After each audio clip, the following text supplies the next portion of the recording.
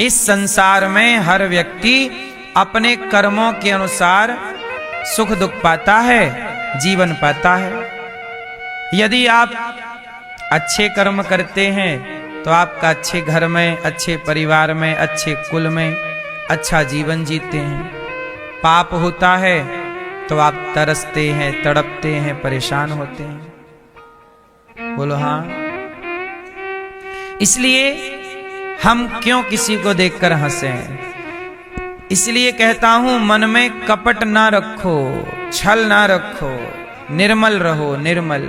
और निर्मल हो जाओगे, मन निर्मल हो जाएगा तो मन के मंदिर में ही भगवान प्रकट हो जाएंगे। ध्रुव जी का मन पवित्र हो जाने से 5 माह में ही उनके सामने भगवान श्रीमन्नारायण हरि अवतार में प्रकट हो गए। कहा पुत्र वरदान मांगो। ध्रुव जी ने कहा कि प्रभु माँ ने कहा था तपस्या करना, वरदान क्या मांगो। भगवान ने ध्रुव जी को अपनी गोद में बिठाया, बहुत प्यार किया भगवान ने ध्रुव जी को। शंख का स्पर्श गाल में कराया, ध्रुव जी को बोध हो गया। योऽन्तः प्रविश्य मम वाचमिमां प्रसुप्तां संजीवयत्यखिल शक्तिधरः स्वधाम्ना अन्यास्तहस्तचरणश्रवणत्वगादीन् प्राणान् नमो भगवते पुरुषाय तुभ्यम्। अंतःकरण में आके बस जाइए, भगवान ध्रुव जी के हृदय में आके बस जाएं। ध्रुव जी ये चाहते हैं, आप मेरे मन मंदिर में आके बस जाइए, मेरे चित्त में आकर के बस जाइए। प्रिय भक्तों, भगवान ने ध्रुव जी को 5 वर्ष के ध्रुव जी को 5 महीने की तपस्या के बल पर खड़े हो गए। भगवान कोई देर थोड़ी करते हैं, हम उस काबिल नहीं बन पाते। अच्छा मैं ये एक बात बताओ, भगवान आपको मिलेंगे तो भगवान को देखने की, पहचानने की शक्ति तो हमारे अंदर होनी चाहिए। और वो शक्ति कहां से आएगी? तपस्या से। अच्छा मैं ये एक बात बताओ, जो लोग कुश्ती लड़ते हैं तो वो कुश्ती लड़ने की लंबी प्रैक्टिस करते होंगे तब ना कुश्तियां लड़ते होंगे। नहीं, प्रैक्टिस जो कर रहे थे वो तपस्या ही तो थी। अखाड़ों में 4-4 घंटे पसीना बहाना। अब जो क्रिकेट खेलते हैं वो 10-10 घंटे प्रैक्टिस करते हैं। प्रैक्टिस कर रहे हैं 10 घंटे, मतलब वो 10 घंटे तपस्या ही तो कर रहे हैं। IAS IPS बनने वाला बच्चा 20-20 घंटे पढ़ रहा है तो 20 घंटे तपस्या ही तो कर रहा है। तपस्या का मतलब जंगल जाना नहीं। डॉक्टर बनने से पहले कितनी पढ़ाई करना पड़ती है। वो पढ़ाई अपना सुख छोड़ के, नींद छोड़ के जो कर रहा है वो उसकी तपस्या ही तो है। यदि आपको डॉक्टर बनना है तो आपको ये पढ़ाई करनी पड़ेगी, इस पढ़ाई में तपस्या करनी होगी। आपको सेना में जाना है, यदि आप सेना में भर्ती हो गए और सेना में जाने के बाद आपको लगभग 1 साल तक आपको पहले क्या करना पड़ता है? सेना में क्या करना पड़ता है? 1 साल, लगभग 6 महीने, 8 महीने तक आपको कहीं लंबी छलांग मारो, कहीं आग से दौड़ो, कहीं पानी पे से गुजरो। पानी के अंदर डुबाते हैं कि तुम्हारा सांस लेने की क्षमता बढ़ जाए। मतलब इतना कठिन आपको हर स्टेप से गुजरना पड़ता है। यदि आप फेल हो गए तो आप सेना नहीं ज्वाइन कर सकते, सैनिक नहीं हो सकते। बोलो हाँ। जरा सोचिए, हमारे देश के सैनिकों को लंबी छलांग मारनी पड़ती है, पानी में डूबना पड़ता है। बोलो हाँ। 15 किलो 20 किलो लेके पूरे मैदान के राउंड मारने पड़ते हैं, चक्कर मारने पड़ते हैं। अब इतनी ताकत नहीं है तो हम लोग सेना में नहीं जा सकते। और ये सैनिक ये सब करते हैं, तो ये जो कर रहे हैं ये उनकी तपस्या ही तो है। बोलो हाँ। तो अब सोचिए कि तपस्या करोगे तब सैनिक बनोगे, तपस्या करोगे, तपस्या मतलब पढ़ोगे तो डॉक्टर बनोगे, तपस्या करोगे तो जज बनोगे, मतलब पढ़ोगे। मैं पढ़ाई को यहां पर तपस्या कह रहा हूं, बात समझिएगा। तो सेना में जाना है तो आपको ये सब तपस्या से गुजरना पड़ेगा। उसी तरह भगवान को पाना है तो भगवान को पाने की भी तपस्या अलग तरह की है। भगवान को पाने की तपस्या अलग तरह की है। सेना बनना है तो उसकी तपस्या अलग है, थल सैनिक बनना है, जल सैनिक बनना है, सबकी अलग अलग व्यवस्थाएं हैं। बोलो हाँ। बस आप ये समझ लीजिएगा कि बिना तपे आप कुछ भी नहीं बन सकते। तो आपको यदि भगवान को पाना है तो आपको ये तपस्या करनी पड़ेगी कि अपने चित्त को, अपने मन को निर्मल करना पड़ेगा। प्रैक्टिस करने से आप डॉक्टर बन सकते हैं, इंजीनियर बन सकते हैं, प्रैक्टिस करने से आप सब कुछ बन सकते हैं, लेकिन प्रैक्टिस करने से आप भगवान को नहीं पा सकते। भगवान को पाने के लिए प्रैक्टिस नहीं, मन की निर्मलता चाहिए। बाकी सब काम के लिए क्या चाहिए? कुश्ती लड़ना हो तो प्रैक्टिस चाहिए। बोलो हाँ। डॉक्टर बनना है तो प्रैक्टिस चाहिए, संगीतकार बनना हो तो प्रैक्टिस चाहिए, पर भगवान को पाना है तो मन की निर्मलता चाहिए। माला जपने की प्रैक्टिस से ना मिलेंगे भगवान कि हमें तो माला जपने की खूब प्रैक्टिस है, इस प्रैक्टिस से नहीं, इस अभ्यास से नहीं। यहां तो ये क्योंकि ईश्वर का मामला बाहर का रहा नहीं। संसार की हर नौकरी चाकरियां तो शारीरिक मामला है, क्योंकि हर नौकरी शरीर से होती है, हर काम शरीर से होता है, लेकिन ईश्वर का विषय शारीरिक विषय नहीं है। ये थोड़ा अंदर की बात है, मन से जुड़ा विषय है। इसलिए शास्त्र पहले ही कहते हैं, हनुमान चालीसा की पहली शर्त है कि श्री गुरु चरण, गुरु के चरणों की रज उठाओ और मन के निर्मल दर्पण को धो करके निर्मल कर लो, फिर आओ। ये शर्त पहली है। इसलिए क्या कहा? निर्मल मन जन सो मोहि पावा, मोहि कपट छल छिद्र न भावा।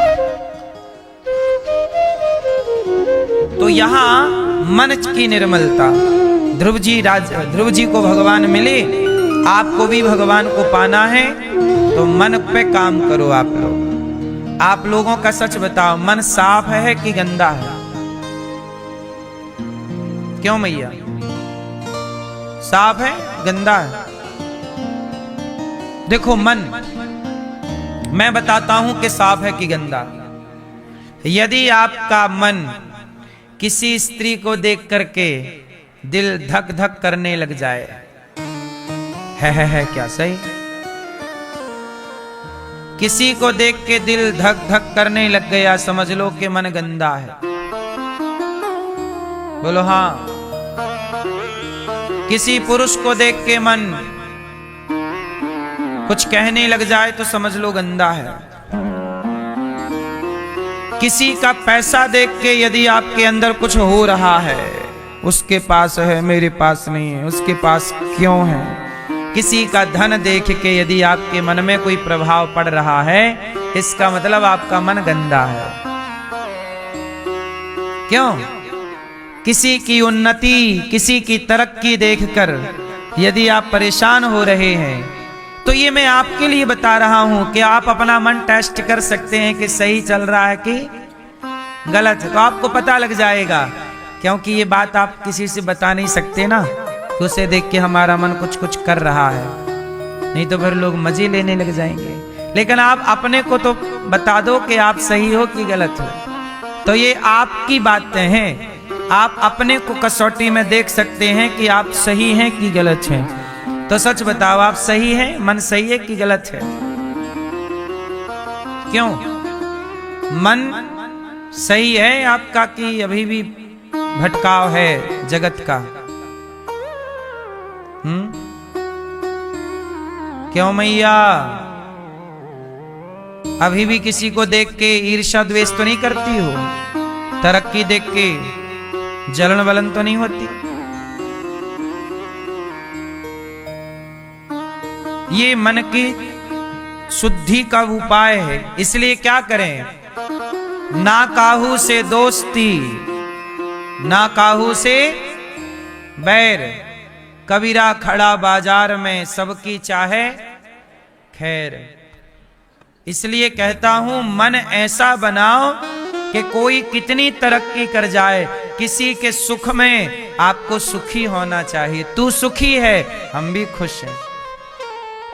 कोई दुखी है तो हम भी दुखी। आपके दुख से हम दुखी हो गए, आपके सुख से हम सुखी हो गए। यही निर्मल मन की पहचान है। उल्टा ना हो कि दुख में सुख और सुख में। इसलिए कहता हूं कि पहले मन पे आप लोग काम करो।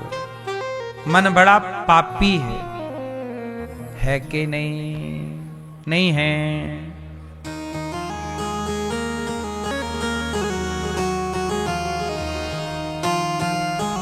ध्रुव जी ने भगवान को प्राप्त कर लिया, घर गए, पिता ने सिंहासन पर बिठा दिया, बहुत समय तक राज्य किया। मृत्यु के सिर पर पांव रख के ध्रुव जी भगवत धाम चले गए।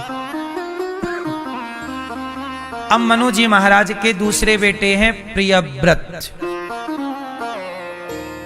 इनके वंश में, ध्रुव जी के वंश में आगे अंग हुए, प्रछु भगवान हुए, 10,000 कान मांगे, प्राचीन बरही को पुरंजनोपाख्यान की चर्चा सुनाई देवर्षि नारद जी ने। प्रियव्रत जी का विवाह विश्वकर्मा की पुत्री वर्हिष्मति से किया और आग्नेत्र, फिर नाभि, फिर अंग, ऋषभदेव जी का विवाह जयंती से हुआ। इस तरह से भगवान ऋषभदेव जी के 100 पुत्र हुए। सबसे बड़े का नाम है भरत। एक दिन भरत जी को उनके पिता ने समझाया कि नायम देहो देह भाजाम नृलोके कष्टान कामान न रहते विडभुजाम ये तपो दिव्यम पुत्र का ये न सत्वम। सुनो बेटा, बात ऐसी है कि नायम देहो देह भाजाम नृलोके कष्टान कामान न रहते विडभुजाम ये। अच्छा बताओ, ये जो हमारा जीवन है, मानव शरीर, ये जो हमारा जीवन है, ये हमें काय के लिए मिला है? मानव जीवन क्यों मिला है? किसी को सताने के लिए, मारने के लिए, काय के लिए? एक दिन भरत जी ने सोचा कि सारी जिंदगी गुजर गई, वही काम रोज करते हैं हम लोग। क्यों? आप लोग वही काम रोज करते हैं, रोज सोते हैं, रोज जागते हैं, रोज नहाते हैं, रोज खाते हैं। बोलो हाँ, रोज वही काम है आपका। तो एक दिन भरत जी ने सोचा कि ये सब क्या हम यही करते करते मर जाएं? एक दिन उन्होंने सब छोड़ा और एक नदी के, गंडकी नदी के तट पर जाके तपस्या करने लगे। सबसे चित्त हटा लिया, सबसे मन हटा लिया और गंडकी के किनारे तपस्या करने लग गए। लेकिन तपस्या करते करते भी एक घटना घट गई। क्या हुआ? तपस्या करते करते एक घटना घट गई।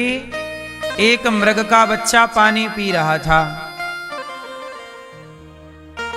मतलब एक मृगी पानी पी रही थी तो शेर झपट्टा मारा मृगी को खाने के लिए, तो मृगी ने जान बचाने के लिए छलांग मार दी नदी पार करने के लिए, और वो मृगी गर्भवती थी, मतलब डिलीवरी का समय था, और जोर की छलांग मारी तो उसका गर्भ पानी में ही गिर गया, मतलब बच्चा पैदा हो गया।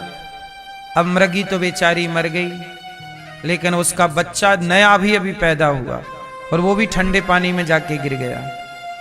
अब भरत जी वहीं नहा रहे थे, तो भरत जी ने देखा कि यदि इसे नहीं बचाऊंगा तो ये मर जाएगा। तो भरत जी ने उस बच्चे को बचाए और अपनी कुटिया में ले आए, और कुटिया में ले आए और बस उस मृग के बच्चे को नहला रहे हैं, उसे सुखा रहे हैं, उसे घास खिला रहे हैं, उसे दूध पिला रहे हैं गाय का, और उसके प्राणों की रक्षा कर रहे हैं। अच्छा, उसे बचा लिया, ये तो बहुत अच्छी बात थी, किसी के प्राण आपने बचा लिए, ये बहुत अच्छी बात है। पर भरत जी ने गलती क्या कर दी कि उस मृग के बच्चे को बचाए तो, लेकिन उस मृग के बच्चे से उनको प्यार हो गया। मेरा मृग, जैसे आप लोगों को अपने कुत्ते से प्यार हो जाता है, मेरा कुत्ता।